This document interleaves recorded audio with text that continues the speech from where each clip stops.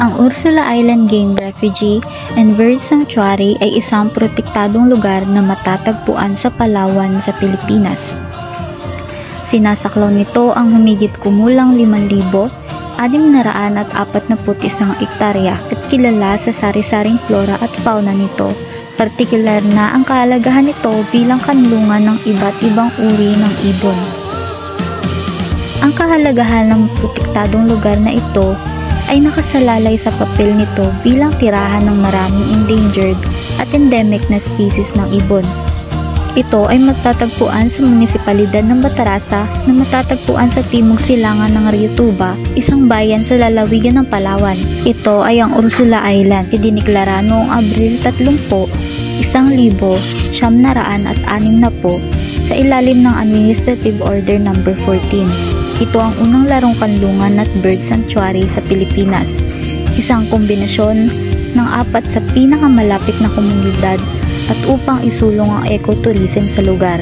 Dahil ang isla ay matatagpuan malayo sa Pampang, kailangan mong makarating muna sa pinakamalapit na jump-off point at umarkila ng bangka na magdadala sa iyo sa isla. Ito ay umaabot ng 1 oras bago makarating sa isla.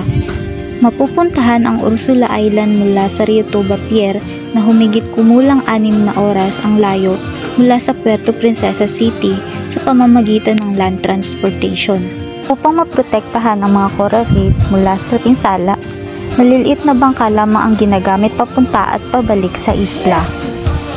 Ang Ursula Island ay isang napakagandang destinasyon, ngunit dapat ding tandaan ang mga bisita nito na ito ay isang protektadong lugar o sa makatuwid ay dapat tratuhin ng may paggalang upang matiyak ang kaligtasan ng mga species na tinatawag din itong tahanan. Tulad ng alinman sa mga sikat na beach sa Pilipinas, ang Ursula Island ay binihiyaan ng puting buhangin at kaakit-akit na tubig.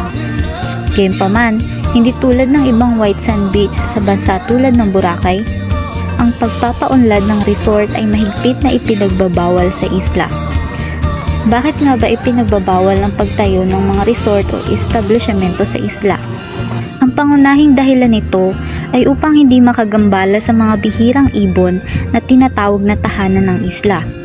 Bukod sa mga ibong endemic sa lugar, ang mga ibong mula sa hilaga ay lumilipat din sa isla kapag taglamig. Maliban sa mga ibon, kilala rin ng mga sea turtles ang beach bilang kanilang pugad. Ang Philippine Coast Guard, Department of Environment and Natural Resources, Philippine Marines, Philippine National Police, Rio Tuba Nickel Mining Company at ilang miyembro ng mga lokal na NGO at gobyerno ay nagtutulungan upang protektahan ng isla. Pagpaplano ng pagbisita, dahil ang mga ibon na naninirahan sa isla ay nananatili sa isang kakahuyan sa gitna ng isla.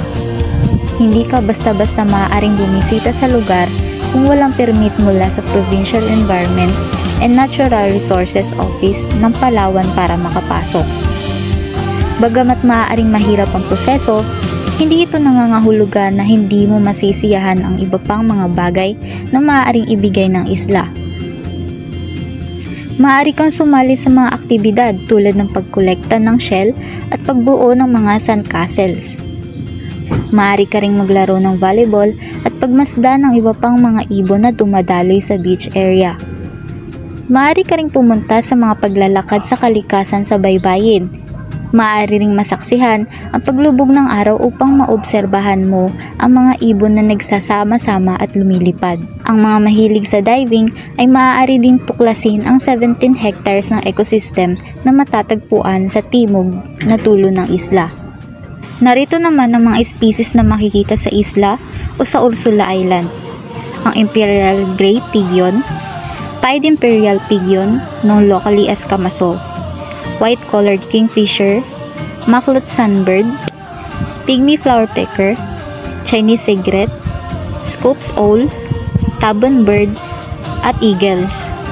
Samantala, ang Imperial Gray Pigeon ay isang threatened species at ang Pied Imperial Pigeon ang bumubuo naman sa pinakamalaking bahagi ng populasyon ng ibon sa isla. Gayunpaman, ang Ursula Island ay nahaharap sa ilang mga hamon. Ang illegal na poaching, pagkasira ng tirahan, at pagbabago ng klima ay nagdudulot ng malaking banta sa ecosystem. Ang mga pagsisikap sa pag-iingat ay mahalaga upang mapagaan ang mga isyong ito at matiyak ang pangmatagalang kaligtasan upang maprotektahan at mapangalagaan ang Ursula Island. Ang mga mamamayan ng Palawan ay dapat aktibong makisali sa mga hakbangin sa konserbasyon.